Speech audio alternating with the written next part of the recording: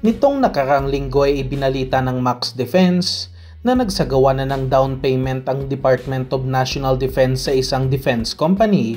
para sa pag-upgrade ng mga Raha Sulaiman class offshore patrol vessels na kasalukuyang ginagawa ng Hyundai Heavy Industries ng South Korea. Ang nasabing upgrade ay para sa anti-submarine warfare ng ating mga offshore patrol vessels na kung saan nasa tatlo dito ay lalagyan ng tinatawag na towed array sonar system na isang equipment na ginagamit upang makadetect ng mga submarines at ito ang pinakaunang beses na magkakaroon ng ganito ang warships ng ating Philippine Navy.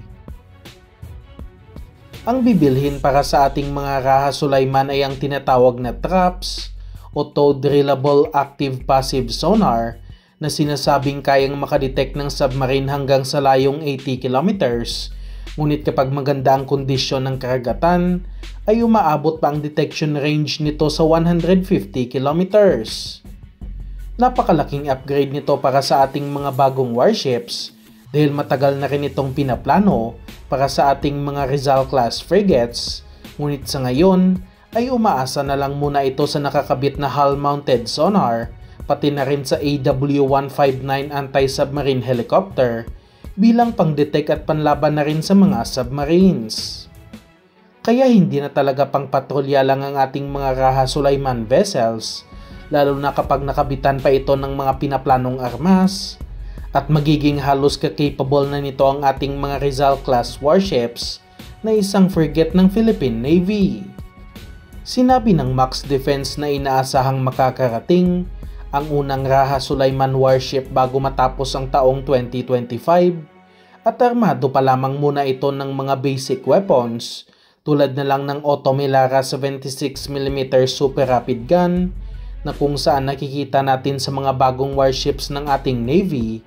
dalawang 12.7mm heavy machine gun at dalawang Aselsan Smash 30mm autocannon bilang pangalawang armas ng barko.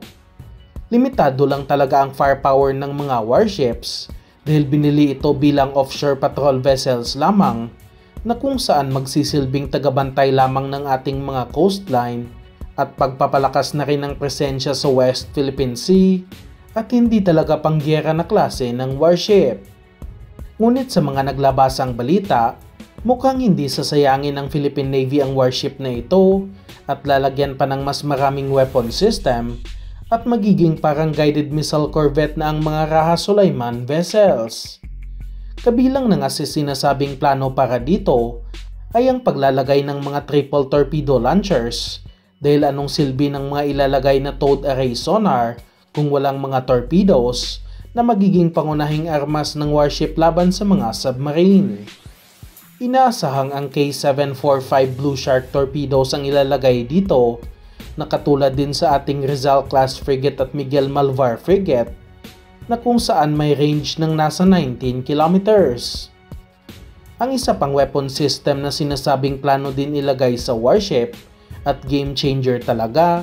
ay ang nasa 4-cell na Korean vertical launching system na kung saan bawat cell nito ay kayang magdala ng 4 na Korean surface to anti-air missile o KSAM na may range ng nasa 20 kilometers. Ang KSAM ay pang-depensa laban sa paparating na missile sa warship, pati na rin sa mga kalabang aircraft, at bawat Raha Sulaiman ay kayang magdala ng 16 na anti-air missiles na mas marami pa sa kayang dalhin ng Rizal class frigate. Ang isa pang weapon system na malaki ang tsansa na may kakabit ay ang mga Mistral 3 surface-to-air missile system na kung saan naka-install din sa ating mga Rizal class frigate at isa itong anti-air missile katulad ng KSAM, ngunit short range lamang ito na may range ng nasa 8 kilometers. Kaya nitong magpabagsak ng mga drones, mga helicopters at fighter aircraft at may kakayahan din itong magpabagsak ng mga papalapit na missiles, kaya mas lalakas ang air defense ng mga Raha Sulaiman vessels. Hindi rin masyadong kamahalan ang mga missile, kaya practical din ito para sa ating Philippine Navy, lalo na kung ang target ay isang maliit na drone lamang. At ang weapon system na pinaplano ding ikabit na magpapalakas talaga sa firepower ng mga Raha Sulaiman ay ang nasa 4 na Sea Star anti-ship missiles na pareho sa ating Rizal class frigates na kung saan 4 na Sea Star missiles din ang nakakabit at game changer din ang weapon system na ito. Kapag nakabit ang mga naturang missile, hindi na talaga ito isang offshore patrol vessel lamang dahil pangyera na talaga ang mga Sea Star anti-ship missile dahil kaya nitong magpalubog ng isang warship. May range ito ng nasa 180 kilometers at may daladalang nasa 250 kilograms na warhead at nagamit na rin ito ng ating Philippine Navy. Pagdating naman sa close-in weapon system, mukhang hindi na ito kakabitan ng ating bansa dahil sa limitado lang din ang kayang dalhin ng warship dahil hindi naman ito kalakihan tulad ng Miguel Malvar frigates. Sa ngayon, ang kumpirmado pa lang talaga ay ang towed array sonar system at maghihintay pa tayo sa mga susunod na update kung kailan naman may ilalagay ang iba pang mga armas nito at umaasa tayong mangyayari ito sa lalong madaling panahon.